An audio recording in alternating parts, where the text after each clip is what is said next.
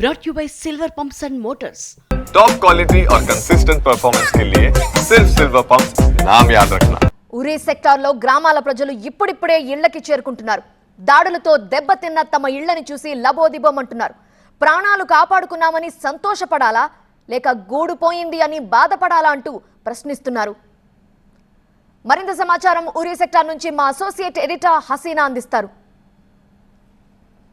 ప్రస్తుతం నేను భారత పాకిస్తాన్ బార్డర్లోని యూరి సెక్టార్లో ఉన్నాను.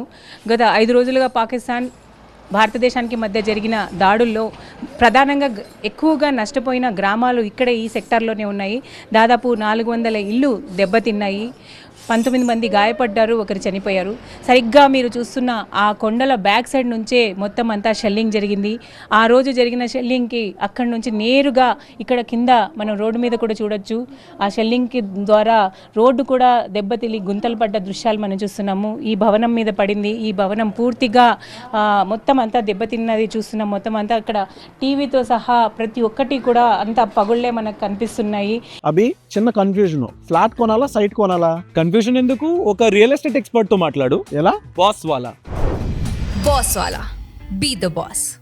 ఇంకా ఆ రోజు జరిగిన ఆ షెల్లింగ్కి సంబంధించిన ముక్కలు కూడా ఇదిగో ఈ ముక్కలు కూడా ఇంకా ఉన్నాయి. పెద్ద పెద్దవన్నీ కూడా మిలిటరీ వాళ్ళు తీసుకొని వెళ్ళిపోయారు. ఇక్కడ మొత్తం అంతా శానిటైజ్ చేసిన తర్వాతనే ఇక్కడ మొత్తం ఈ ఇంటికి సంబంధించిన వాళ్ళంతా తిరిగి వస్తున్నారు. ఆ రోజు ఏం జరిగింది ఏంటని మనం అడిగి తెలుసుకుందాం. క్యా హువా థా ఉస్ దిన్ తుమ్ थे इधर? नहीं, क्या हुआ? शेलिंग हो रही थी. शेलिंग अच्छा चले गए इधर से? हाँ. ओके, आप बताइए.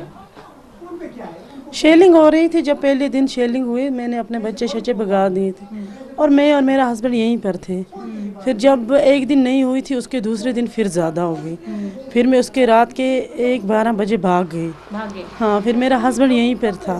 वो एक बरांडा है उसके पीछे छुपा था. ये घर के पीछे छुप गए थे? हाँ, पीछे एक बरांडा है उसके नीचे छुप गया.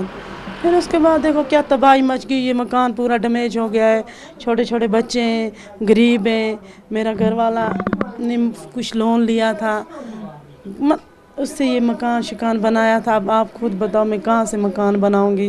मेरे बच्चे बेरोज़गार हैं, दरपदर हो गए. कभी कोई बच्चे किसी के घर में रखती हूँ, कभी कोई बच्चे किसी के घर में रखती हूँ.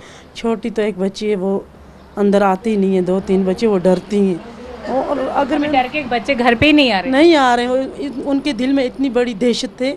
वो जैसी कोई इधर से कुछ आवाज़ आती वो डर जाते हैं. तो इसकी वजह से वो बच्चियाँ मेरी दरपदरफ हैं कहीं ना कहीं. कभी किसी डेरे पे रखी, कभी किसी. अभी गवर्नमेंट की तरफ से भी हमें कोई आया नहीं देखने के लिए. हाँ, जब से मैं सुबह से आई हूँ मगर गवर्नमेंट से तरफ से कोई नहीं आया देखने के लिए. ఇది ఇప్పుడిప్పుడే తిరిగి ఇల్లు ఎలా ఉందో చూసుకోవడానికి వాళ్ళు వచ్చారు. ఇంకా ప్రభుత్వం సహాయం చేయాలని చెప్పి వాళ్ళు కోరుతున్నారు. ఇంకా తన పిల్లలు మాత్రం ఇంకా రావడానికి భయపడుతున్నారు, ఇంటికి రావడానికి భయపడుతున్నారు అంటున్నారు. సీజ్ ఫైర్ ప్రకటించిన తర్వాత కూడా ఎప్పుడేం జరుగుతుందో తెలియని భయంతోనూ ఇంకా వీళ్ళు ఇక్కడ గడుపుతున్న పరిస్థితి మనం చూస్తున్నాం. కెమెరా పర్సన్ రమేష్తో హసీనా, TV9 యూరి.